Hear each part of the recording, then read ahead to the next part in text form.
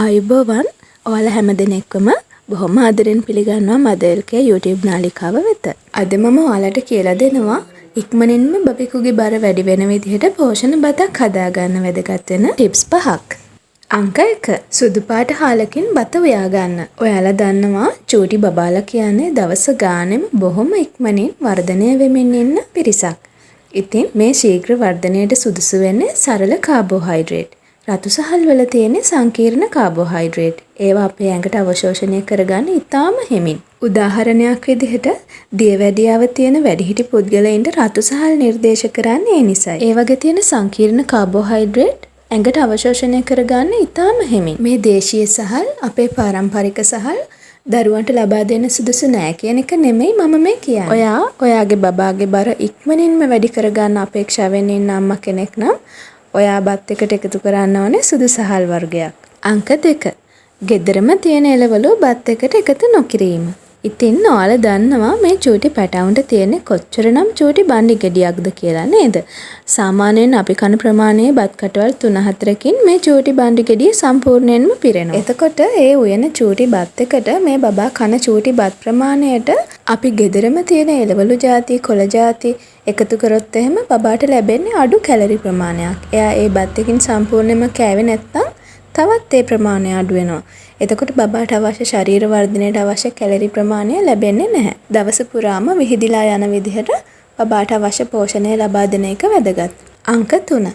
හැම වෙලේම බත් එකට පරිප්පු චුට්ටක් එකතු කරන්න. බබෙකුගේ බර වැඩි කරන්න බලපාන ප්‍රධාන සාධකයක් තමයි ප්‍රෝටීන්.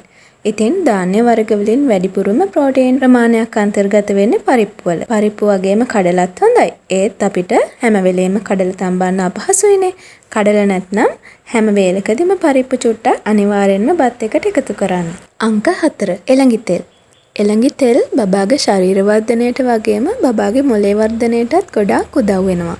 එළඟි තෙල් බබාට මාස 6 ඉඳලම හඳුන්වලා දෙන්න පුළුවන්. හැබැයි දවසකට අවශ්‍ය ප්‍රමාණය ලබා දීම ගොඩාක් වැදගත්. මාස 6ත් 8ත් අතර බබෙකුට තේ හැඳි කාලක්. මාස 8ත් අවුරුද්දත් අතර බබෙකුට තේ හැඳි භාගයක්.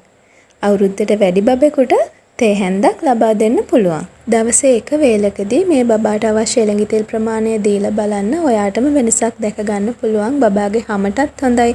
බබාට අවශ්‍ය ලොකු විටමින් ප්‍රමාණයක් මේ එළඟි තෙල් හරහා ලැබෙනවා. අංක 5.